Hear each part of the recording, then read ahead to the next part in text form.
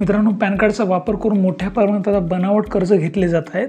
तुमच्या पण पॅन कार्डवर जर कोणी बनावट कर्ज घेतलं असेल तर ते कसं तपासायचं तीच आजच्या व्हिडिओमध्ये मी तुम्हाला सांगणार आहे। बघा मित्रांनो, आजच्या डिजिटल युगामध्ये ऑनलाईन फसवणुकीचे प्रमाण हे मोठ्या प्रमाणात वाढले आहे। कधी कुठे आणि कोण तुमच्या खासगी माहितीचा गैरवापर करेल याचा अंदाज लावणे कठीण झाले।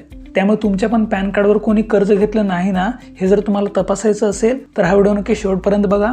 महत्त्वाची अशी माहिती आहे, त्यामुळे तुमच्या मित्रांना पण हा व्हिडिओ शेअर करा। सोबतच अशाच माहितीसाठी आपल्या चॅनलला लगेच सबस्क्राइब करा। चला तर व्हिडिओला सुरुवात करूया। तर बघा मित्रांनो, बँकेच्या प्रत्येक कामासाठी आजकाल आता पॅन कार्ड लागत आहे। बँक खाते उघडणे, कर्ज घेणे, मोठे व्यवहार करणे, KYC अपडेट करणे या सर्वांसाठी पॅन कार्ड लागत आहे।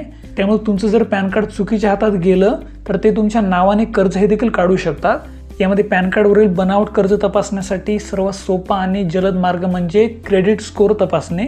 त्यासाठी तुम्ही फोनपेच्या माध्यमातून, पेटीएमच्या माध्यमातून किंवा सिबिल स्कोअरची जी काही वेबसाईट असते त्या वेबसाईटच्या माध्यमातून देखील तुम्ही तुमचा क्रेडिट स्कोअर हा तपासू शकता। यामध्ये तुम्हाला तुमचा पॅन कार्ड आणि आवश्यक माहिती टाकायची आहे आणि तुमचा जो काही क्रेडिट रिपोर्ट आहे तो डाउनलोड करून घ्यायचा आहे। या रिपोर्टमध्ये तुम्ही किती कर्ज घेतले आहेत त्याची पूर्ण माहिती तुमच्यासमोर दिसून येईल। यामध्ये तुम्हाला फक्त एकच चेक करायचं आहे, ते म्हणजे तुम्ही कोणतं कर्ज घेतलं आहे आणि कोणतं कर्ज घेतलं नाही ते बरोबर पाहायचं आहे।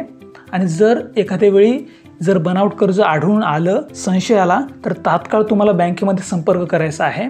ज्या बँकेमधून कर्ज घेतला आहे तिथं संपर्क करायचा आहे आणि तिथे पॅन कार्डचा गैरवापर झाल्याची तक्रार नोंदवायची आहे। हे खूप महत्त्वाचं आहे। तुमच्या नावाने जर बनावट कर्ज असेल आणि ते जर फेडलं नाही तर ते तुम्हाला स्वतःला फेडावं लागेल। सोबतच तुमचा क्रेडिट स्कोअर हा देखील खराब होतो। त्यामुळे ही तक्रार करणं खूप आवश्यक आहे। पण जर सुदैवाने तुमच्या नावाने कोणतं बनावट कर्ज आढळलं नाही तर तुम्हाला फसवणुकीपासून वाचण्यासाठी काय करावं लागेल त्याची माहिती थोडक्यात इथं मी तुम्हाला सांगणार आहे।